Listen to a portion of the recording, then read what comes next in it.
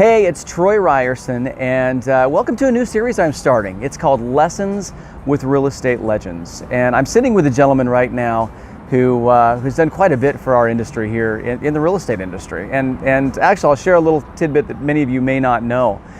This gentleman next to me had 32 offices in the Northeast under the Better Homes and Gardens franchise back in the day. An additional 28 of those additional offices, were franchised. He had 60 total offices.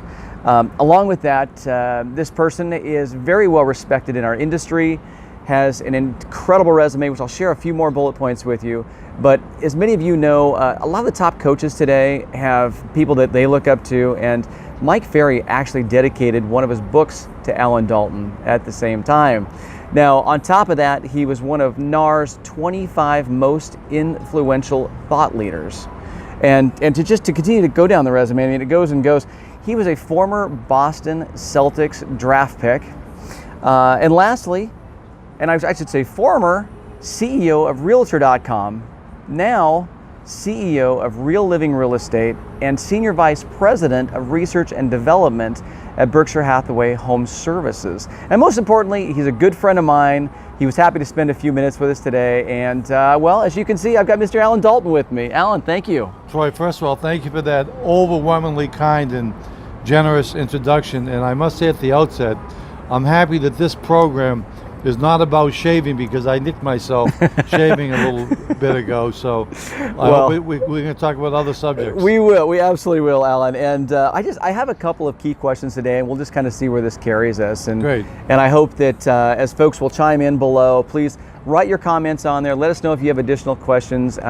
We can get to Allan almost any time if he's not on an airplane or sitting in one of our offices. But I think the first question, Allan, and this is a big topic, is team building. Mm-hmm. We're seeing more and more in the industry. Almost every seminar you go to. I was at Tom Ferry. I know you were at Tom Ferry this week as well for a few days. And Tom talks so much about the scalability of teams. And I want to know, what do you feel is the key to building successful teams? Well, obviously there's a lot of factors. I think first and foremost, the team leader has to have a vision. The team leader has to be exceedingly collaborative. And the team leader has to be very strategic, because a team wants to create a culture of confidence. And speaking of being very strategic, the four most strategic observations I've come across throughout all my years in the industry were actually all from outside of the industry. And I think they will serve as a foundation for anybody looking to create a great company culture or a thriving team. And the first consultative strategic observation I would make is this. This is from the Dean of the Stanford University Business School. He said that every business and every team, therefore, has to compete in two ways. Mm-hmm. First, for a positional advantage, and then for a corresponding capabilities advantage. He likened a positional advantage to McDonald's. They've got ubiquitous worldwide locations, but if they don't develop a corresponding capabilities advantage with a more nutritional menu, a drive-through window, that the positional advantage will recede. So any team leader, you should be asking, how prominent is your positional advantage that you're providing team members, and also your capabilities advantage? The next strategic thought is from the Dean of the Harvard Business School, who observed that every single team has to ask themselves this question. Number one, what do we do that other teams also do, but that we do better? And number two, what do we do that no other team does? Mm-hmm. The third most strategic observation I'd like to share actually comes from Confucius. Confucius once said that all wisdom begins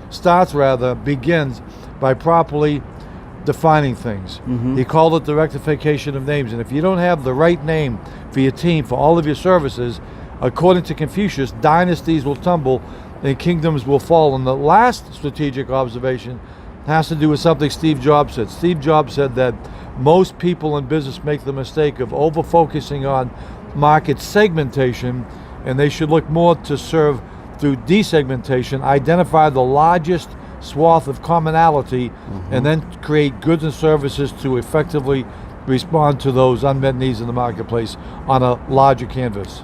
Thank you, Allan. Thank you. That makes great sense.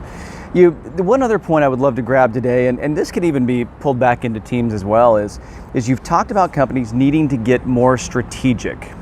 And we heard a lot about that at Tom Ferry this week as well. We heard a lot of doom and gloom at Tom, but Tom had a lot of the answers for it, and I know you do too. Yeah, but our industry is changing. We know that in the next 18 and 24 months, the landscape is going to be quite different than what we're seeing today. Yeah. So as a veteran in this industry and an expert, can you tell me how should people get more strategic, and maybe give me some direction on that? Well, first of all, you mentioned Tom Ferry, and you can mention Tom Ferry, Mike Ferry, Brian Buffini.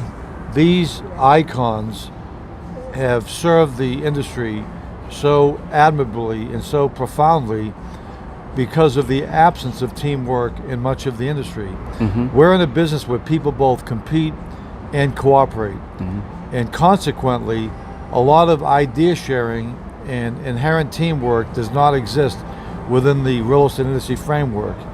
And so these coaching leaders have been able to share the best ideas on earth with realtors who can't get them in many cases anywhere else, because of the fact that they're in offices where people both compete and cooperate.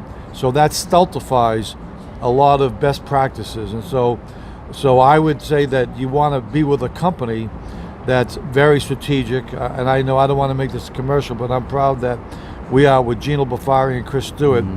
I've never met two more strategic visionaries in the industry, and that permeates the entire organization. And so again, the industry oftentimes is more tactical than strategic. We make a lot of mistakes. For example, somebody will come into the business and their broker will announce they just got their license. When they do that, that's not a public announcement, that's a public warning.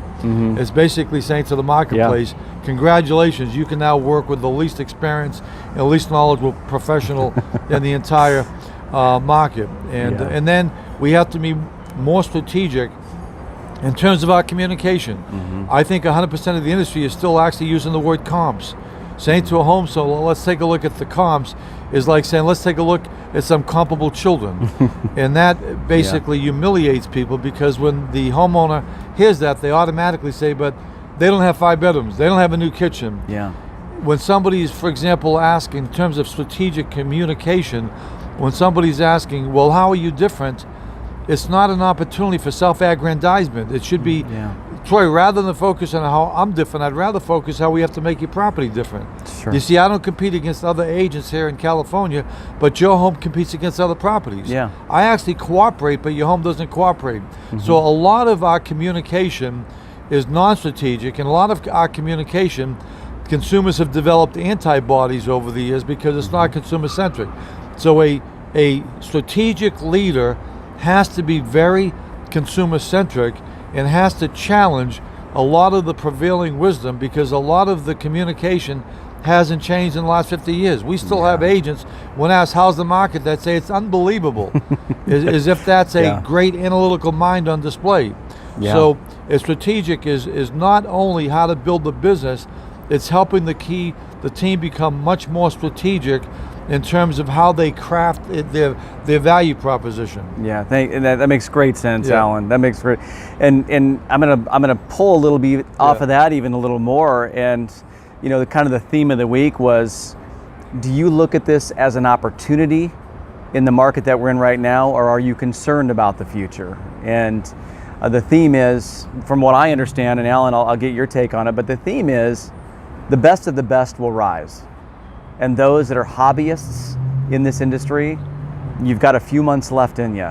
So it's really time to perfect your craft, become the expert, become the real estate professional, and take this industry back.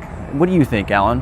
Well, you talked about the Tom Ferry was very realistic, because he puts a lot of scholarship into everything he does in research, and he sees the trajectory of many marketplaces.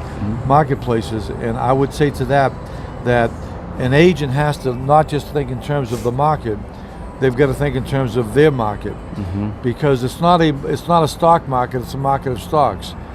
And when people approach their business by thinking in a monolithic way, there's the market, then they're essentially saying, my success has something to do with the market, which they can't control. What they can control is their markets. When we had a downturn in 2008, a lot of agents, their value receded because they had a positional advantage, which helped them get referrals, but they didn't have a capabilities advantage to go after short sales, different markets, expireds, and so everybody should be always assessing, okay, what their particular market is, whereas most agents who are not going to be successful always think that they're held captive by the ebb and flow of the overall marketplace. Agreed. Thank you for that. Well, I hope this was helpful. We did about 10 minutes here today. Allan, Dalton, thank you for your time. I know how busy you are. I have the pleasure of working with you, so I know what you do every day. But if this was helpful, comment below, say helpful. Comment below, say hashtag Allan Dalton rocks. But as a true legend in the industry, Allan, thank you for your time, and we'll see you on the next one. Thank you. Bye for now.